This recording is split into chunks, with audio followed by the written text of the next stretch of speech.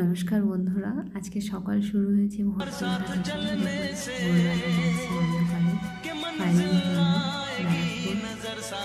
Firing complete হয়ে এই ব্যারাকপুর একটু ঘুরলাম, ঘুরে ফিরে ব্যাটালিয়ন সমস্ত দেখে ট্রেনে করে লোকাল ট্রেনে ফিরছিলাম। সেখানকার একটা ক্লিপ তুলেছি আর কি, তো তোমাদের সাথে শেয়ার করছি।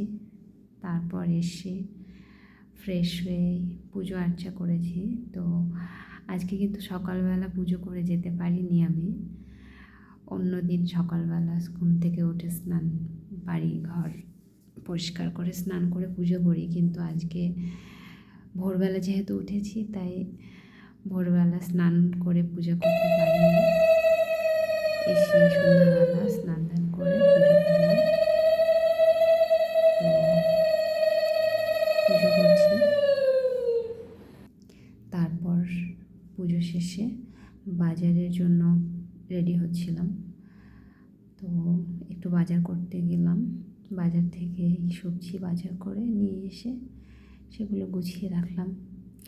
শাকটা কালকের জন্য নিয়ে এসেছি, কলমি শাক, তো সেটা একটু বেছে রাখলাম, পরিষ্কার করে ধুয়ে রাখলাম।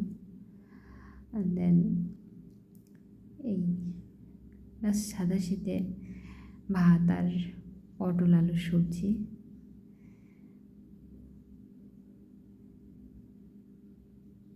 দেখুন তো, পটল অনেক দিন আগে নিয়ে এসেছি, 2-3 দিন হয়ে গেছে, হলুদ হয়ে গেছে। সে পটল আলুর সবজি আর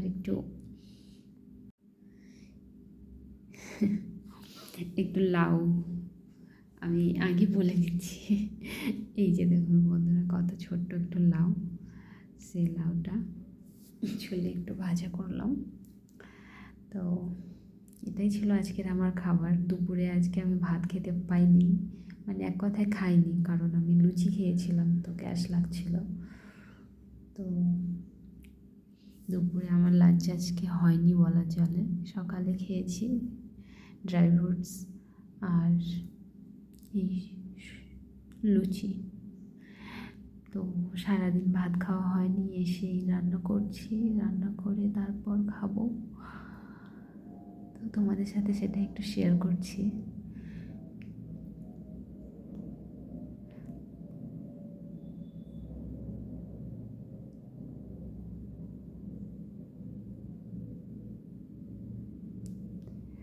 রান্না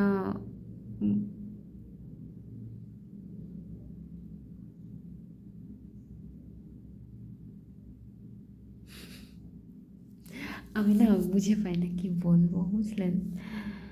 তো এই তো রান্না করছি।